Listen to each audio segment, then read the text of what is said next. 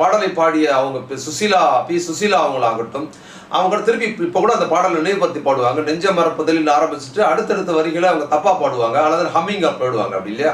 அப்போ அவங்களுக்கு வந்து அந்த டியூன் ரொம்ப பிரமாதமான ஒரு டியூனா இருக்குது. அதுக்கு ஒரு ஹம்மிங் போடுறாரு பாத்தீங்களா, அவ்வளவு பிரமாதமா இருக்கும். அதை நீங்க எந்த வார்த்தையிலும் நிரப்பவே முடியாது அந்த ஹம்மிங்க. அது வந்து என்னன்னா, ஒரு காதலை சொல்வது, ஏக்கத்தை சொல்வது, வெறுமையை சொல்வது, இயலாமையை சொல்வதுன்னு, ஒரு என்ன ஆகுமோ அப்படிங்கிற ஒரு கவலையை சொல்வதுன்னு பல்வேறு உணர்வுகளை அந்த ஹம்மிங், ஒரே ஒரு ஹம்மிங், எம்எஸ்வி போட்ட அந்த ஹம்மிங் சுசீலா பிரமாதமா பாடியிருப்பாங்க.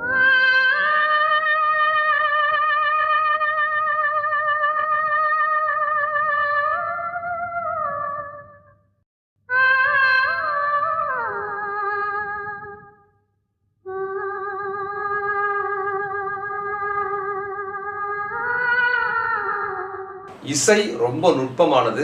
இசைங்கிறது ஒரு சர்வதேச மொழி. அதை